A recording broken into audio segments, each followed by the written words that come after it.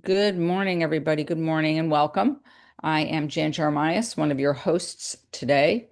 I'm an integrative health and wellness coach and author who works with people and pets to help them overcome um, health issues and health challenges and live healthier lives. And I'm very excited to be joined here with you all, but also with my beautiful collaborator, dear friend, and amazing creative person, Mary Jane McQueen. So, Mary Jane, I'll pass it to you.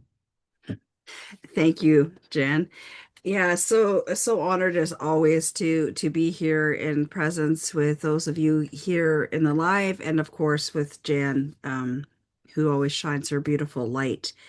Um, yeah, so I know that those here know who I am, but for the purpose of recording, I am Mary Jane or MJ, and I have my own creative studio where I help entrepreneurs to step into their light and share their gifts authentically.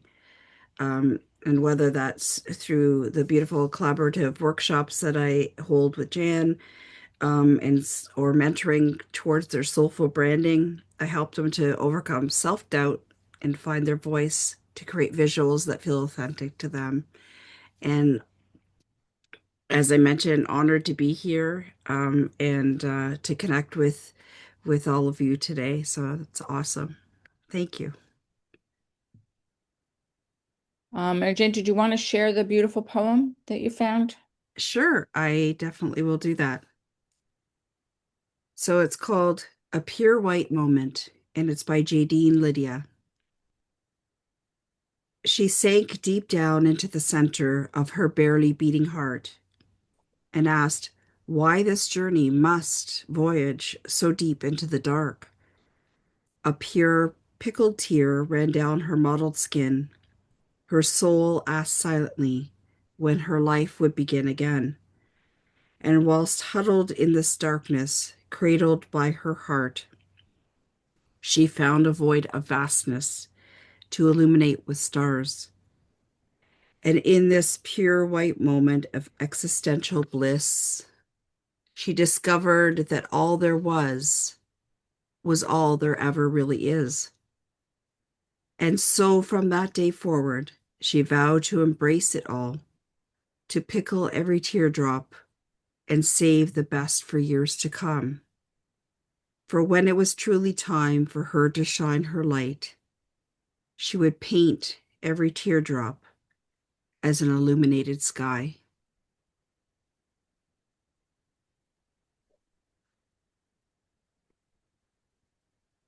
Such beautiful visuals with that poem of Hmm. of how we how we could feel when we're in the depths of things. So I just really love the visuals that came along with that because of course that's how my brain works anyhow. So Yeah, mine too. And I think it was just there's something about the visual and just the depths, and the deepness of that poem. So, welcome again, everyone. We're so grateful you're here with us today.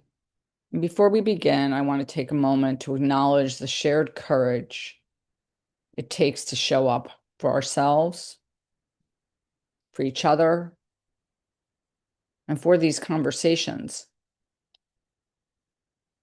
I've spent a lot of time reflecting on failure, my own missteps, stumbles, and heartbreaks. And I'll be honest, there have been moments when I felt like I've truly fallen hard. Times when I questioned my choices, doubted my voice, or felt like I had nothing left to give. I used to focus and still sometimes do mostly on what went wrong, replaying the moments again and again, trying to rewrite the past somehow. But over time, and it's still a practice, an ongoing practice, I've started to meet those moments differently. I try to pause, take a breath, and ask, what is the lesson here? What is the experience trying to show me about myself, about life, and about what matters most? It doesn't always come easily, but again and again, I've realized this. Failure isn't the opposite of success, it's part of it. Without failure, there's no growth. Without rejection, there's no resilience. And without falling, there's no strength to rise up. So I continue, like many of you, to try to find the lesson, the meaning, and the resilience to rise up when I feel like I've fallen or failed. That rising might be quiet, slow, or uncertain, clumsy, messy, but still we rise. So that's why we're here today. This space is for reflection, for truth telling, and for honoring the whole journey, not just the high points, but the hard ones too. The times we get it wrong, the times we learn something deep and real, and the times we surprised ourselves with how we found a way forward. So as we begin, I invite you to check in for yourself or with yourself. Where have you fallen recently in small or significant ways? What have those moments taught you? And what does rising look like for you right now? We're not here to fix or figure out everything. We're here to feel, to connect, and to remind each other that rising doesn't mean being perfect. It means being present. Thank you for being here. We are so glad you're here. So let's begin together.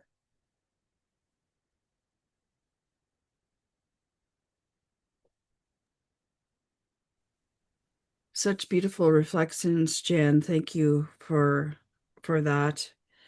It's true. I mean,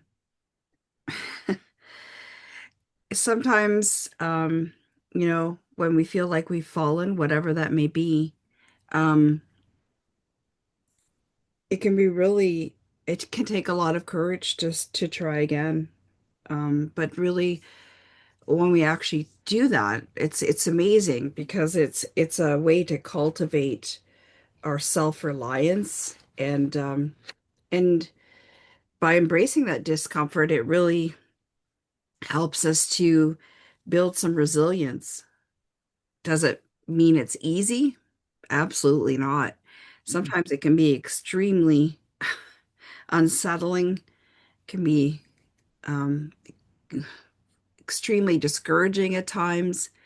But it really is, it is a really good way by, acknowledging our vulnerability and still rising again. That is the amazing um, ability that we as human beings have. Absolutely, Mary Jane. And one of the things you said, and I really do believe, I think you do rise stronger in some way. Um, it's so I think of like, like a wound, like a physical wound or something that has been broken, and usually the scar of it remains.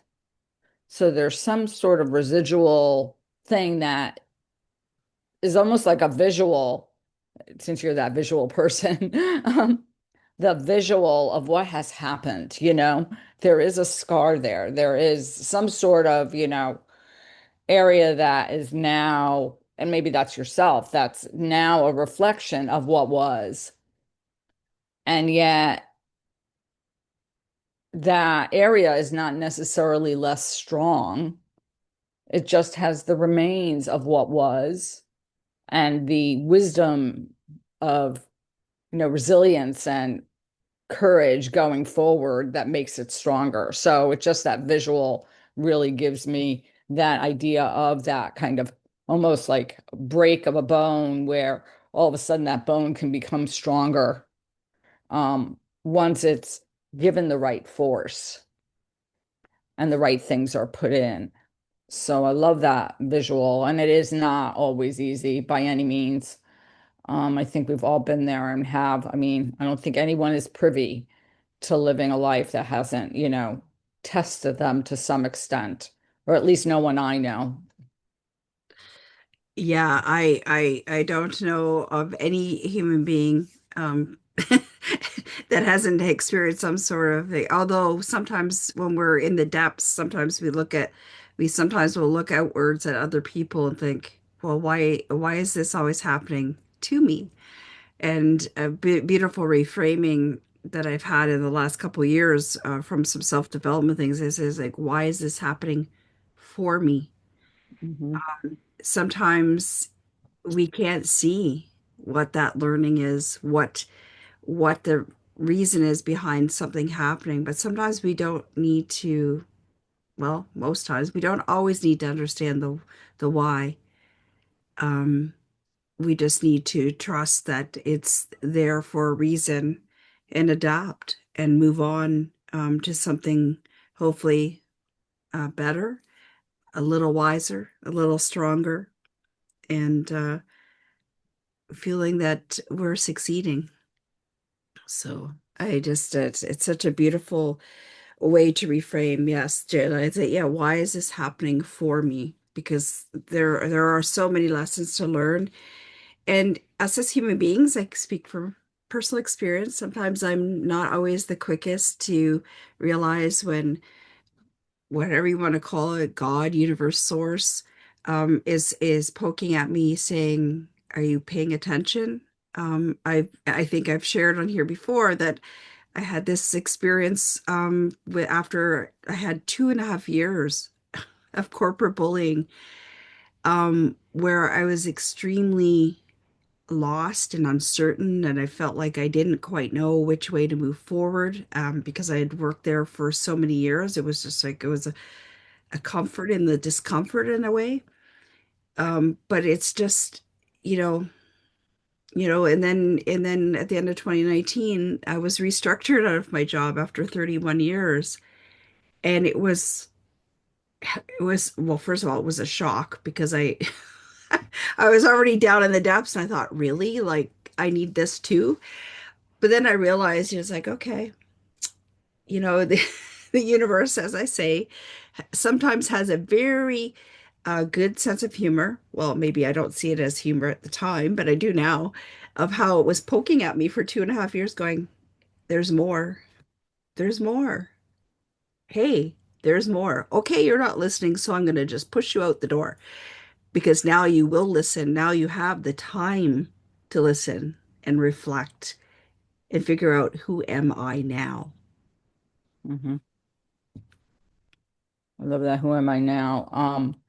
And I think the other thing that reminding me, the whole conversation reminds me of is this whole reframing to me, which I've spent a lot of time, I think, for quite a while, but especially this week as we were preparing for this, of, reframing what we think of as failure and as we view our mistakes or those times when we perceive that in some way, shape, or form we have failed, whether it be, we didn't do the right thing in a relationship, whether we had something that we were working on that didn't work out and somehow we failed, um, whether we just had a mistake in a conversation and we feel like we failed.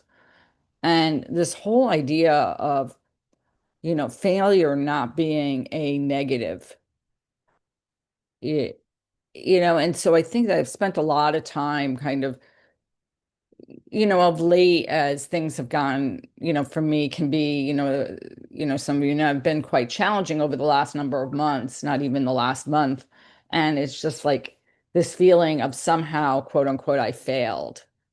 And so just trying to reframe that, and look at failure as like, the only time you don't fail is when you don't try. I mean, that's the only form of failure, really, is not trying. And if you don't try, then, there's a different form of failure, but there's no risk and there's no growth either. So, yeah, Mary Jane.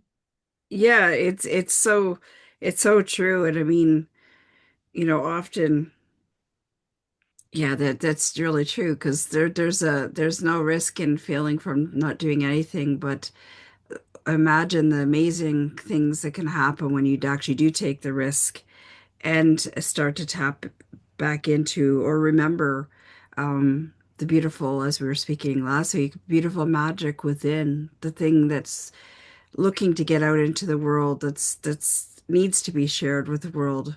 Um, you know, especially at times when times are challenging, even more, even if it's just one tiny little light from a candle, spreading it out into the world, that is so valuable. And we just need to remember that with a sense of gratitude, I think. It's not always easy, Yeah. to be grateful for those times where you're thinking, why? Hmm. But at the same time, it's just embracing, embracing. I love that idea of embracing a failure, and that it's okay, that it's normal for us to fail sometimes. And it doesn't have to be big failures, it could be small things too, but it's true. And yes, I think both of us, like, and us experienced this past week, Jan, of be feeling that somehow we failed to reach somebody and, had negatively thrown back at us. And it was so unexpected.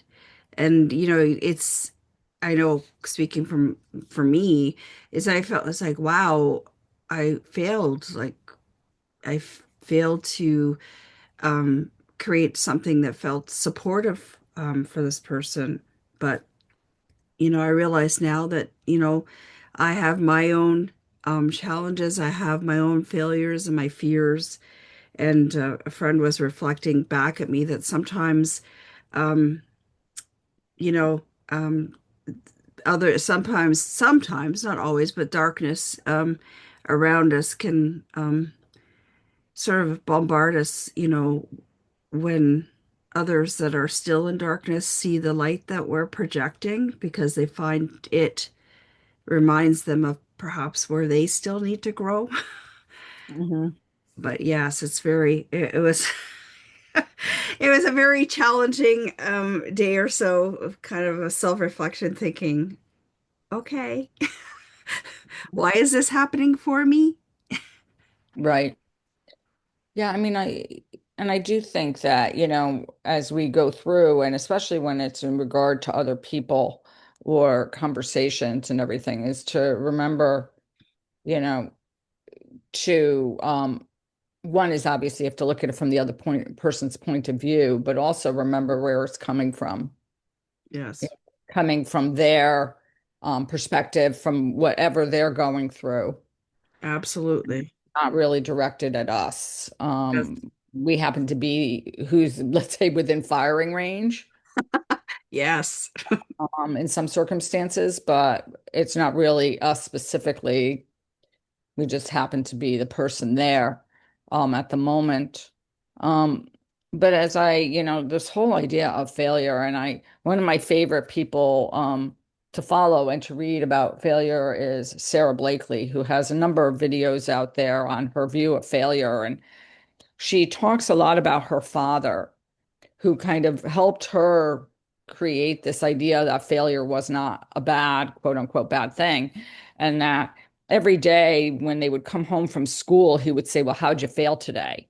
And he would be disappointed if they couldn't come up with anything. And then he would say, like, they would go through and have a conversation afterwards of what went wrong and why, like, if they didn't succeed at something, why they hadn't succeeded and everything. So it just didn't end up there. But she said that it normalized failure and it also made failure not like it normalized it, made it not a bad thing. Mm. And I think we grow up or we're raised or culturally we're shown or it's revealed to us that, we should never fail. Like from, in school where failing grades are a bad thing to, you know, being successful is, in life, whether that be in, let's say in athletics or whatever sort of like what you view as being like successful, especially as a kid, so all of a sudden that is kind of celebrated and overemphasized, so much so that, we have this fear of failure. And, two things happen. One is we fail, and then we kind of go down the path of being like, oh my gosh, I failed at something, and that's horrible. or we don't try for fear of failure. And then all of a sudden we go through life navigating all these different circumstances, living, a very fearful life where we don't expand and move into anything that's different or hard because we have this fear of not being quote unquote perfect or not excelling at something. And how often do we actually celebrate the fact that we can't do something, not in a bad way, but we're like, almost becomes realizing that it's okay that I don't know how to do this. Yeah, that's so true, Jen. It's okay that I don't know how to do this. I mean, because really in the human experience, we're all there. There's things that we're all learning and relearning all the time. And just to realize that we're not alone in that. But I love the perspective that you were saying about Sarah Blakely about how her dad normalized failure. Because when we know normalize failure, um, it's easier for us to, I think, reflect on that and see how we might rise again and how we might perhaps do better or um, find ways to do things. And it also encourages that lens of self-compassion. I think, it's like yeah, it's okay that I failed. It's okay that I tried and I didn't succeed this time, but just to know that we have the inner resilience and to look at everything through a lens of gratitude for the learning experiences itself. Absolutely. And also like, when you think you know everything, there's no space for learning at all. Absolutely. I was talking, both Austin and Mary Jane know Bill, and Bill and I in our conversation the other day, and we were talking about that. Like when you go into a conversation thinking that you know everything there is to know about whatever the topic is, how limited you are in the way of thinking, how limited you are in being open to anything different, to newness, innovation. I mean, creativity. There's no space at all. Al. Yeah, precisely what you say, When you think that you're the Mr. Know It All, then you have a very huge ego, that we cannot defeat our own self. So if we think we know that particular subject so well that you're the expert in it, but there's somebody always on top of you that they know the extra ingredients or the contents that you do not know, So we cannot always claim that you are number one or the top top. I mean, you're the best, in the market for this type of knowledge or experience and all that, So when we think we are always superior than others, there's always another person above you. So you may not know it, but there's somebody in the world out there that knows everything beyond you. So when you come to the concept of shall we rise, then you probably be belittled, by that statement, because when you see that when the rise actually comes from the acronym R stands for reflect. We have to reflect upon ourselves, what our experiences through our lives, and what we learn, the knowledge that we acquire, and after that we have to be very inquisitive, in the eye. The eye is when for inquire, and the inquisitiveness in us that we always ask, what we do not know. And we ask and we shall receive. Like what you're saying, we must try.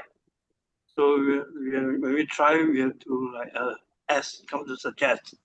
You suggest, like you say that, we want to do something, then you say like, then we should do it. Then like you do the thing, then it's like no pain, no gain. If you do not try on that subject matter that you do not know, we don't feel the pain, then there will not be gain at the end of the day. And from that, then we can elevate ourselves, the E from the rise. We elevate ourselves to higher up, and we reach ourselves with all the knowledge and wisdom beyond us. Thank you. Beautiful. First of all, I love the word elevate.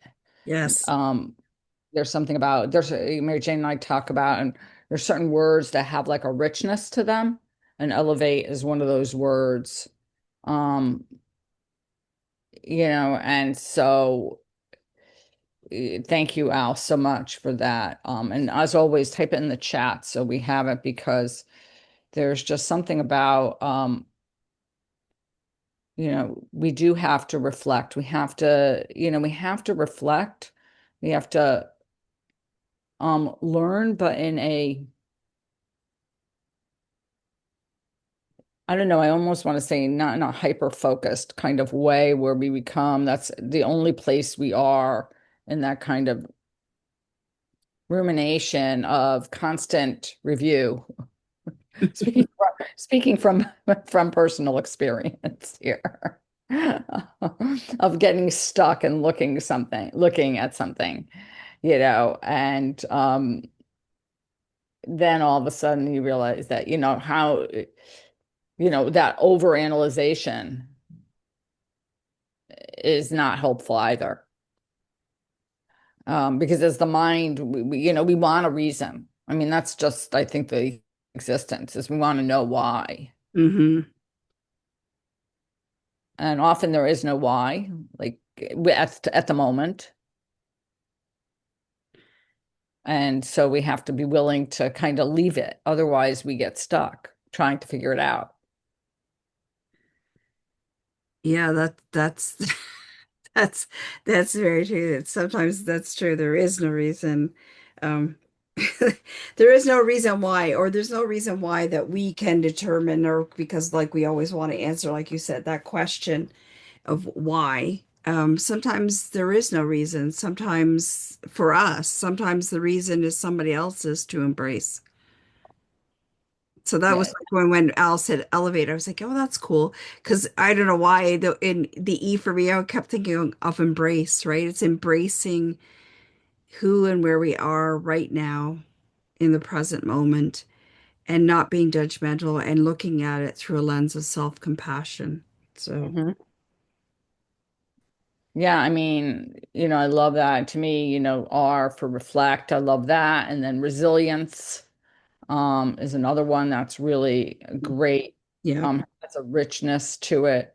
Um, and I feel like, to rise and inspire, whether that be through the breath and Mhm. inspiration or to inspire others, or be an inspiration to yourself, your own inspiration, which is so obviously valuable and intricate to keep you going. Yes,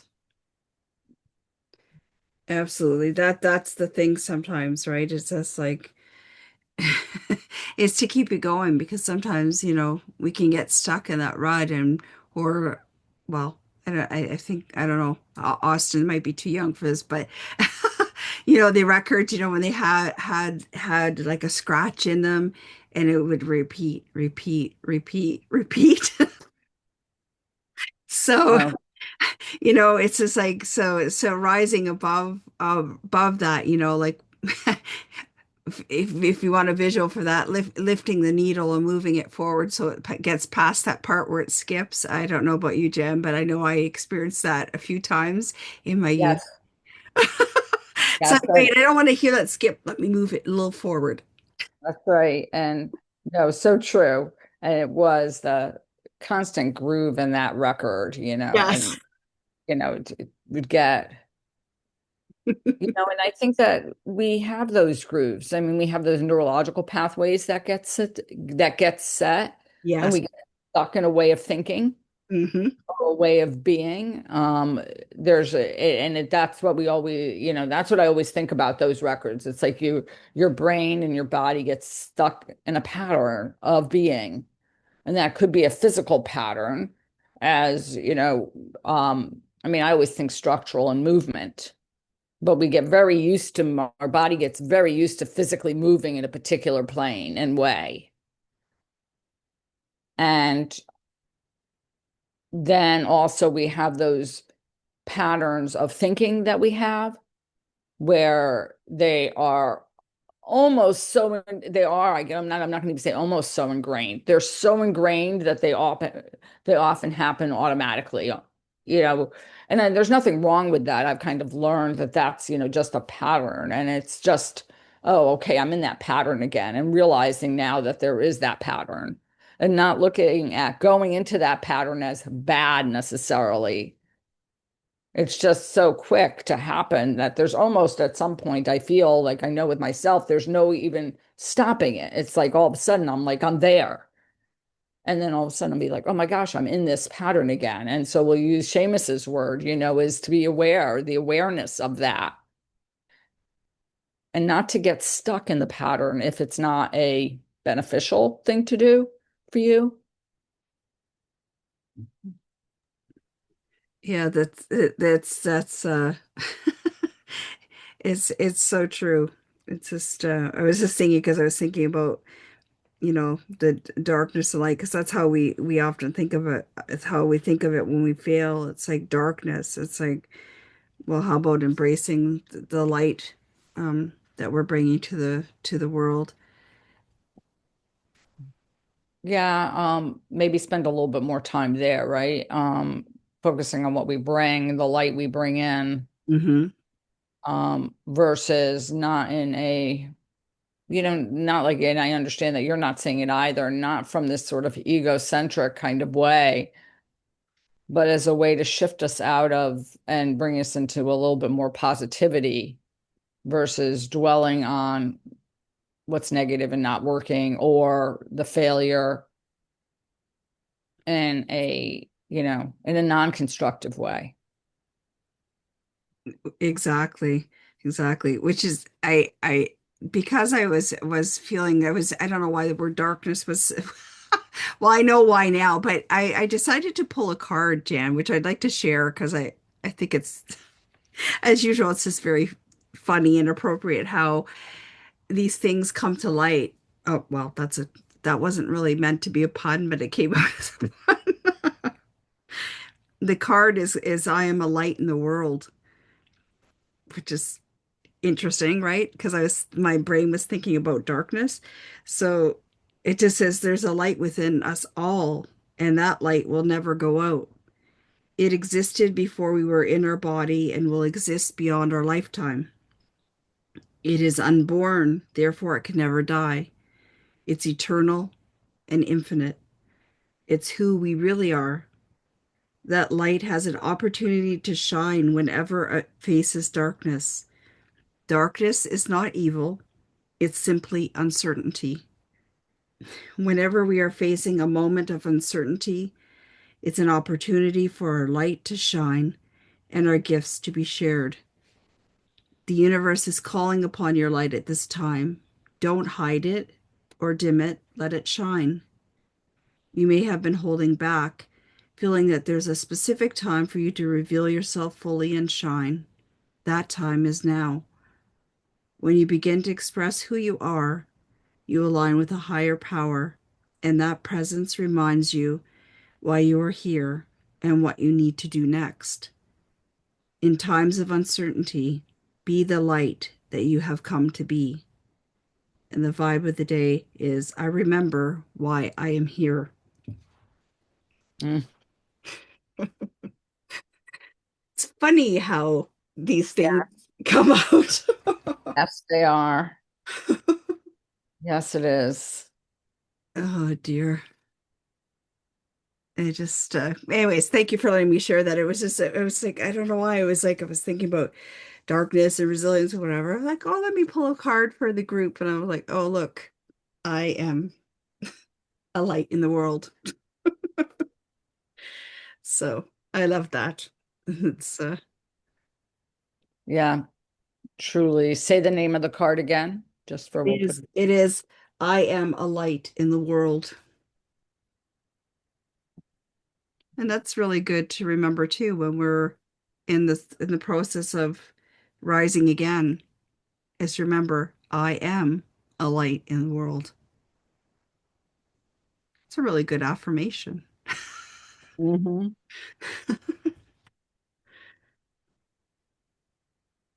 Sometimes we forget. It's always good for a reminder. No, it is always good as a reminder. and to remember that we are, and to remind ourselves, I think when things start to go out of kilter, um, You were going to say sideways. sideways, yeah, out of kilter, that we are that light. 100%.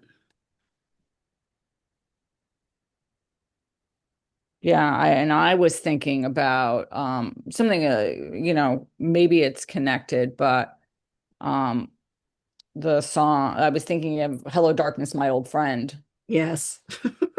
The Simon and Garfunkel song and where that song came from, which is a beautiful story. Um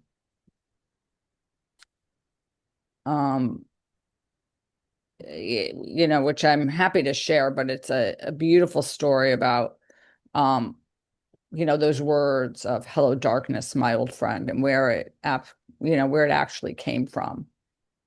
You should share the story, Jen. Because even if some people might have heard it or haven't, it's a really good reflection. Oh, sure. So, everybody knows, or many people know, the iconic Paul Simon and Art Garfunkel song. But do you know the amazing story behind the first line of The Sound of Silence? It began when Art Garfunkel, a Jewish kid from Queens, enrolled in Columbia University, and during his freshman orientation, he met a boy from Buffalo named Sandy Greenberg, and they immediately bonded over their shared passion for literature and music. Art and Sandy became roommates and best friends with the idealism of youth. They promised to be there for each other no matter what. And soon after starting college, Sandy was struck by tragedy. His vision became blurry, and although doctors diagnosed it as temporary conjunctivitis, the problem grew worse. And finally, after seeing a specialist, Sandy received the devastating news that severe glaucoma was destroying his optic nerves and that the young man with such a bright future would soon be completely blind. He was devastated and fell into a deep depression. His dream of becoming a lawyer or moving back to Buffalo were kind of shattered. So he moved back home where he worried about what burden he would be to his struggling family. And consumed with shame and fear, he cut off all contact with his old friends, refusing to answer letters or return phone calls. And then suddenly, Art showed up one day at the front door, and he was not going to allow his best friend to give up his life. So he brought a ticket and flew up to Buffalo and unannounced. And he convinced Sandy to give college another go and promised that he would be right by his side to make sure he didn't fall literally or figuratively. So he kept his promise faithfully, escorting him to all his classes, serving as his eyes. It was important to Art that even though Sandy had been plunged into a world of darkness, he would never feel alone. So he actually started calling himself Darkness to demonstrate to his empathy with his friend. He'd say things like, "Darkness is going to read to you now." Art organized his life around helping Sandy, and day by day, Art guided Sandy through crowded Grand Central, and then suddenly said he was going, and he left his friend there, and sort of miraculously, Sandy made his way on the subway to their apartment where Art was, and he just talks about how it changed his life. Um, that so much that he ended up going to Columbia. He ended up, getting a degree at Harvard and Oxford, and he got married. And at that time is when Art Garfunkel and Paul Simon kind of created their band, and they wanted to cut their first record. And they needed $400 to be able to do that. And supposedly the story goes that he called Sandy, and Sandy said, "Well, we'll give you the money." And they had exactly $404 in their bank account, he and his wife. And they gave him the money to be able to create their first, to do that first demo record, which then went on to be the hit. So it's just a beautiful story, but I love this. idea of hello darkness, my old friend, of making friends with the darkness, of realizing that even, in the darkest of times, Sandy was this light for his friend. Absolutely. And it's so beautiful too. It's also a great reminder, the story of how we often feel when we're down in our depths and we're figuratively, sometimes literally down on our knees, not knowing where or how to move next. It's always, we don't have to rise alone. That's why we surround ourselves with beautiful community, with friendship, with beautiful light workers that are there just to support us and to give us a hand, to help us to get up again. That's the whole piece about resilience, is not to that we don't have to do it alone. Sometimes we do, but we don't always. There's some often people there, even if it's just a matter of a listening ear or a comforting hug. Um, Sometimes that's what we need in order to rise again. Absolutely. Or it's somebody saying it's okay to cry. Yes, Jen. As we've done for each other, through the last several years that we've known each other now, because sometimes we need that. It's almost like we hold ourselves to such standards that we must, as well. My in-law family is British, so the stiff upper lip, we can't show our supposed weakness. We have to be strong, but sometimes we can be strong in our overwhelm. We can be strong in our um, feelings of loss or grief, and we don't have to do it alone. Sometimes we need that permission or that reminder, the gentle reminder to say that it's okay. Tearful courage is okay. It's still courage. That's right. And I love that tearful courage. I don't know if I've ever heard that, but I do love that phrase. Um, this feeling of like it is okay to be, you know, it's better than okay to be vulnerable. Hmm. It's And sorry, say that again. I said it's perfect. It is perfect. It is perfect. And there's something about that, that idea that we don't have, um, that we can't reveal, um, those deep parts of ourselves. Yes. We're very protective of those deep parts of ourselves sometime. And sometimes the way to rise is to let somebody realize, to let other people in. That's what it is, right? Sometimes letting other people in to help give us the hand up that we need. Absolutely. Al, did you want to share something again, please? Yeah, I share the stronger acronym of RISE. So it's Ah, resilience inspires strong elevation.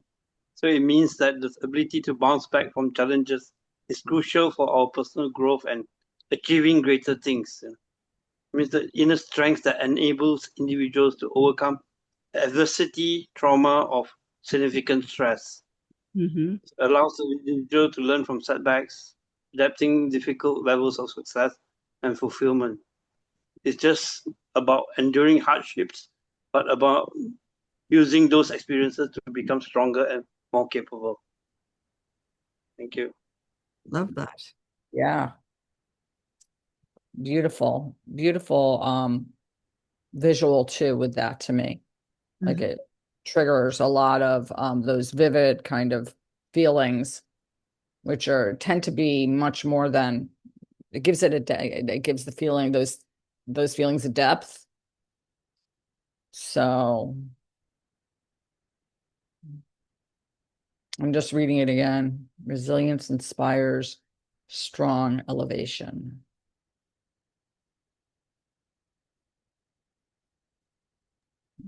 Beautiful. for sure. Ah, such beautiful perspective today. I was going to say this morning, but I know for Al it's nighttime. So Yeah, thank you. Yeah, today. today. But yeah, it's so awesome. I love how we find such inspiration in the acronyms. It's quite lovely. So thank you for that. Yes, absolutely. I think I'm So going to take today's and put them on a few post-it notes. yes, there's a yes. I was gonna say there's a few gems there for sure. It's Uh, very nice, very nice. let me just, yeah. So it's amazing. So if we anybody else has something to share, please feel free. But Jen, did you want to move into your beautiful meditation? Sure. Anybody else have anything they want to share today? To help us move into our weekend. Next week is we'll be here next Friday, July 4th, even though I mean it's a holiday um in the US, but I know that Tuesday is a holiday in Canada. Yes, it's Canada So Day. Saturday, and it's July 4th on Friday, but we'll be here. Um and who knows, maybe we'll talk about this, freedom.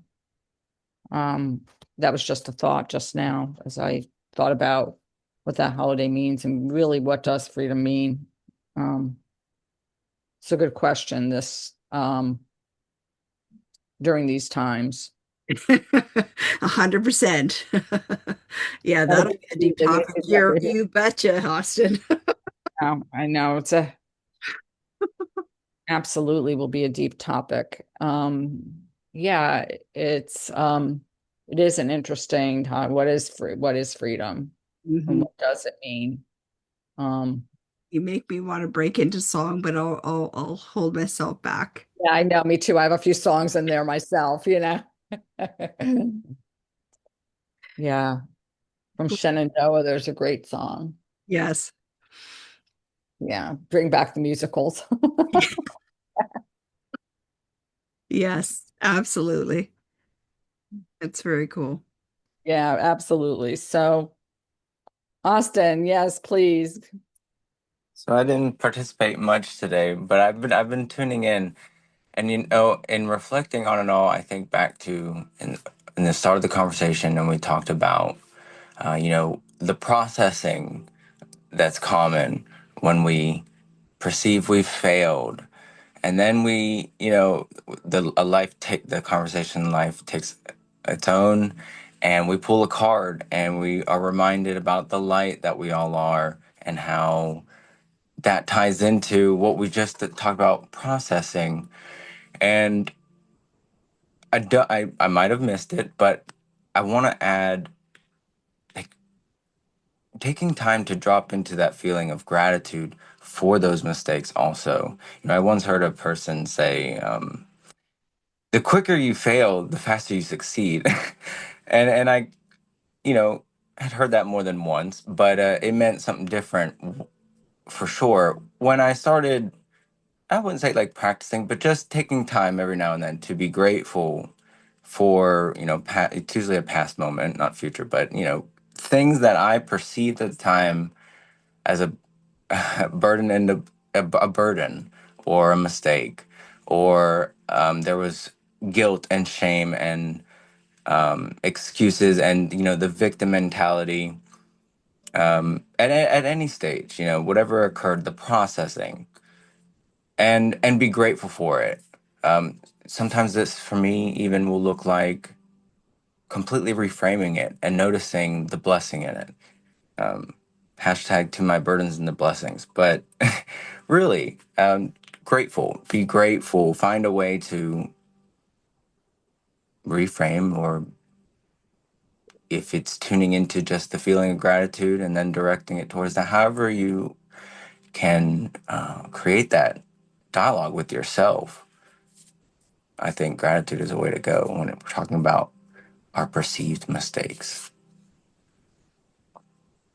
Thank you so much for bringing that like to the forefront, like to get us to sort of shift into that mode. And I think you're so right. I mean, I look at things that I would have considered at the time I really felt were mistakes. Um, and maybe, some of that was just, the way I wanted things to go and that they didn't turn out that way. And so I perceived it as being some sort of failure or mistake on my part. But yet then being able to see that the gift it brought me. And so I mean, my prime example is always like the end of my marriage, which I considered a huge failure, not necessarily obviously all my own, but definitely things that I had not done, what I felt I hadn't done that were like correct or proper or whatever, and then realizing the gift it gave me afterwards. I mean, it brought me to yoga. I mean, it was really the thing that brought me to yoga. I mean, and so had it not happened, I wouldn't have a whole career basically now, or a whole passion. I don't think of it as a career, it's more a passion. A passion that I have now. Like I might have happened, but I don't really know that because I was on a very different path before then. So I think it was the way I processed it and was able to move on was eventually when I saw the gifts it brought me, I was able to move forward. I think before that I was moving forward, but I don't really know, you know, there wasn't that richness. And that's sort of like, oh my gosh, like look at what I gained from this. And I think of other things that happened, like the ending of a collaboration that I had. You guys, I don't think were here when I was doing these Friday audios, and the person who was working, was collaborating with decided that she didn't want to do it anymore. And I was left sort of solo for a few weeks and kind of perceived it as some sort of disappointment or failure, and then asked Mary Jane to join in, and how it just further enhanced and enriched, I mean, my life so much, to be here with you all. And they're far better than they ever were before she joined. And that again wouldn't have happened had, that not happened. So yeah, gratitude is so big. Thank you, Jen, for that acknowledgement. Yeah, I mean, if you'd asked me a year ago whether I'd actually be doing a weekly audio, I would have been going, what?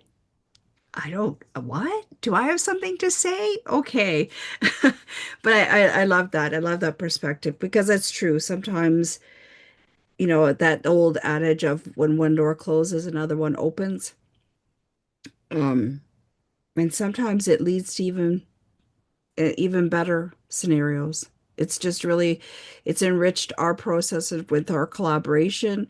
It's enriched many things, and every time we jump on these conversations, I feel like I learned something more. So, thank you to all of you that participate with us, and thank you, Jan, for initially thinking of this because it really was your baby. It's really all happens because of you all. Um, and a few weeks ago we talked about when one teaches to learn. And so much of what we share, I know that when I say the words out loud, all of a sudden it reaffirms it to myself, reminds me of things that I already know and believe, and sometimes are hard to draw from in the moment when things are chaotic or busy or not going well. It's hard to draw on that strength or to find those words, but yet speaking them to other people or speaking them out loud, as Austin does to yourself, is a reminder and is a way to reinforce it within yourself. So thank you all.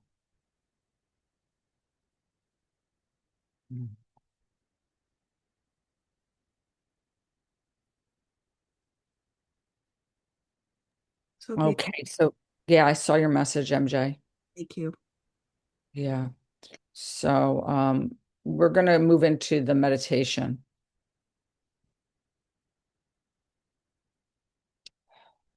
Let's begin by finding a comfortable seat with your feet supported beneath you and your spine gently upright. Let your hands rest softly on your lap or at your sides. And begin by noticing your breath. No need to change it, just observe. Feel the inhale move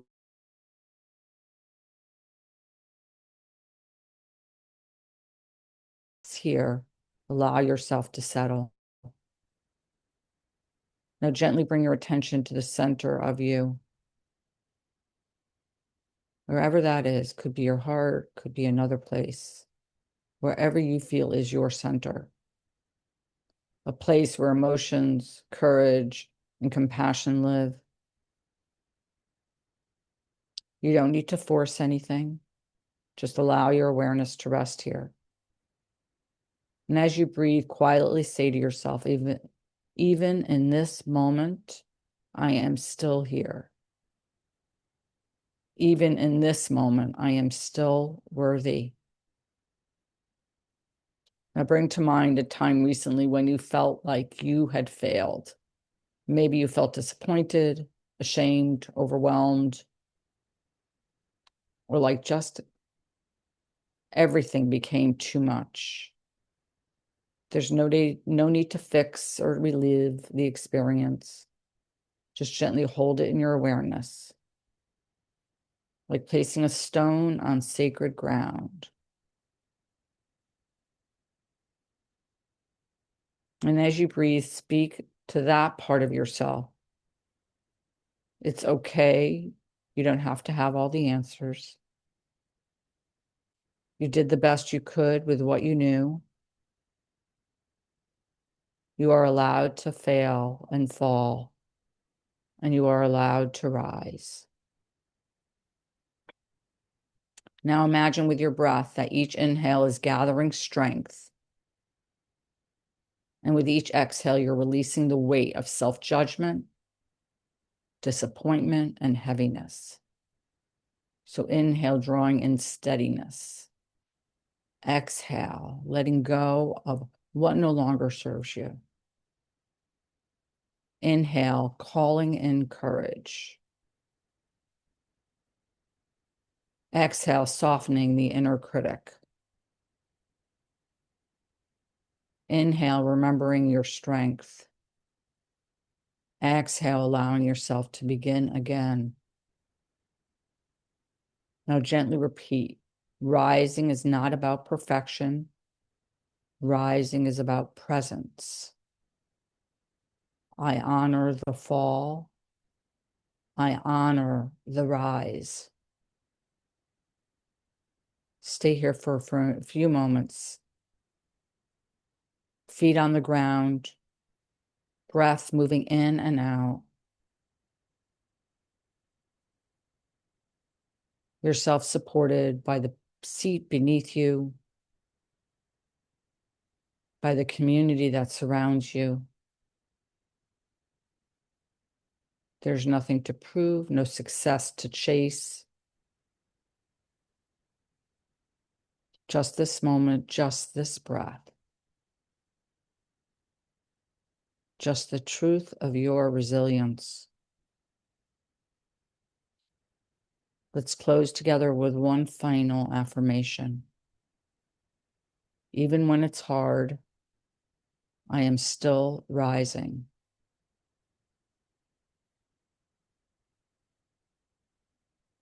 Even when it's hard, I am still rising. When you're ready, gently bring some movement back into your fingers and toes. Let your eyes slowly open and return to your room, to your space, bringing with you whatever strength or softness you discovered within.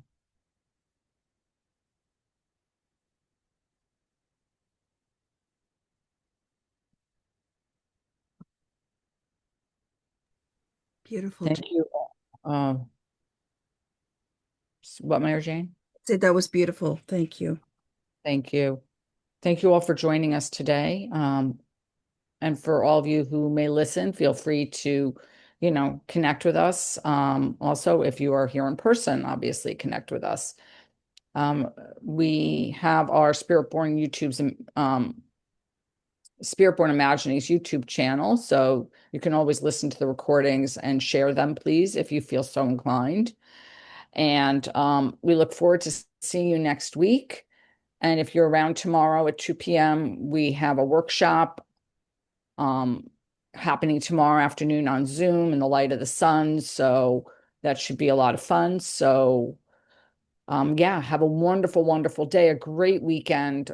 We love you all. Yes, many blessings all, and have a beautiful weekend. Till next Thank time. you.